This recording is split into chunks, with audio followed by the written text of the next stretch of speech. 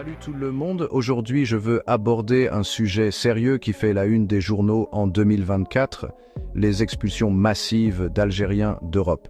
Cette année, les Algériens ont été durement touchés par les ordres d'expulsion, reflétant des politiques migratoires plus strictes dans l'ensemble de l'Union européenne. Selon les données d'Eurostat publiées le 18 décembre, un nombre impressionnant de 327 880 étrangers ont reçu l'ordre de quitter l'UE entre janvier et septembre 2024.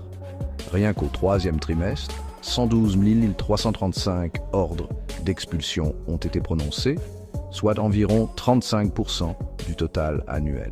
Et parmi les personnes ayant reçu l'ordre de partir, 27 740 ont effectivement été renvoyées dans leur pays d'origine. Il s'agit d'une augmentation de 13% par rapport au trimestre précédent et de 35% par rapport à 2023. Les Algériens, ils sont en tête de liste, représentant 10% de tous les ordres d'expulsion dans l'UE pour le troisième trimestre de cette année. Ils sont suivis par les Marocains et les Syriens, qui représentent chacun 7% des décisions.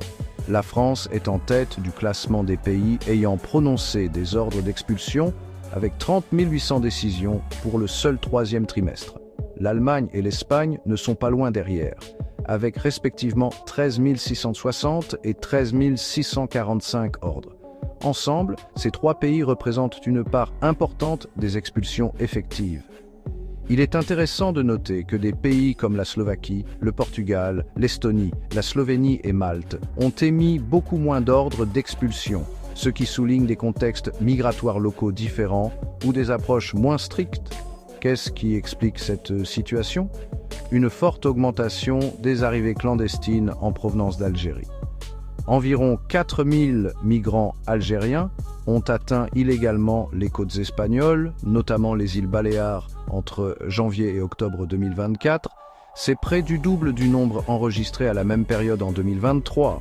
Cette hausse souligne le rôle croissant de l'Algérie comme point de départ clé pour les routes migratoires de la Méditerranée occidentale.